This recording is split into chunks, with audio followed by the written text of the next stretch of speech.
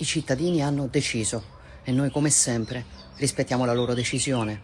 Resta chiaramente il rammarico per un'occasione persa di modernizzare l'Italia, ma questo non cambia il nostro impegno per continuare con serietà e determinazione a lavorare per il bene della nazione e per onorare il mandato che ci è stato affidato. Andremo avanti come abbiamo sempre fatto, con responsabilità, con determinazione e soprattutto con rispetto verso l'Italia e verso il suo popolo. Non sono nemmeno le 5 del pomeriggio quando la Premier affida ai social il suo messaggio, incassando di fatto la sconfitta sul referendum della giustizia. Il no lungo lo stivale ha prevalso in maniera netta, andando anche oltre quelle che erano le previsioni della vigilia. 10 minuti dopo Meloni, la nota del guardasigilli Carlo Nordio: prendo atto, dice il ministro, che ribadisce come il voto non abbia significato politico. Di tutt'altro avviso le opposizioni: ce l'abbiamo fatta, viva la Costituzione, afferma Giuseppe Conte del Movimento 5 Stelle. Sonora batosta per il governo, rilancia Matteo Renzi. Dal Partito Democratico, nel corso della diretta di Focus, la riflessione di Alessandra Moretti. Non è soltanto qui una responsabilità di Giorgia Meloni, che governa e quindi ce n'è molta. La responsabilità è anche del nostro schieramento, lo schieramento di centrosinistra,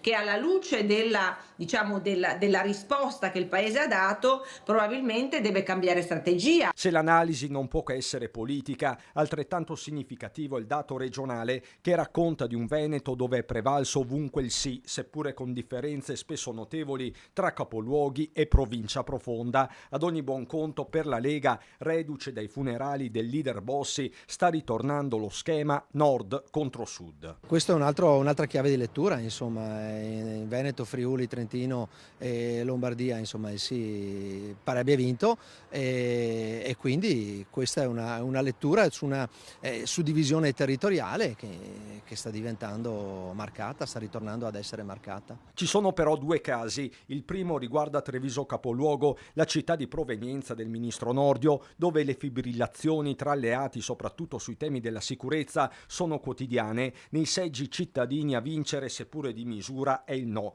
Il secondo caso arriva da un'altra città, Venezia, chiamata alle urne in tarda primavera. Anche qui il no prevale e sembra tirare la volata al centro-sinistra di Andrea Martella. La vittoria del no indica una scelta molto chiara. Va difeso l'equilibrio tra i poteri dello Stato come base della nostra democrazia, e indica che questa riforma era costruita male e fatta peggio. I cittadini hanno risposto in maniera inequivocabile, anche a Venezia, con una forte affermazione del no, a difesa dell'equilibrio tra i poteri e anche a dimostrazione che la giustizia deve essere sempre dalla parte dei cittadini. Per Roberto Bulldog Marcato, Lega è già tempo di autocritica. E secondo me il centrodestra stava sottovalutando l'esito del referendum. Cioè, credo che siamo partiti dando un risultato per scontato, il sì.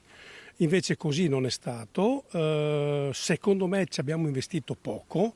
E poi nel momento in cui il centro-sinistra ne fa una questione politica, hai voglia tu a mettere in campo avvocati, giuristi, tecnici, devi rispondere con argomenti politici.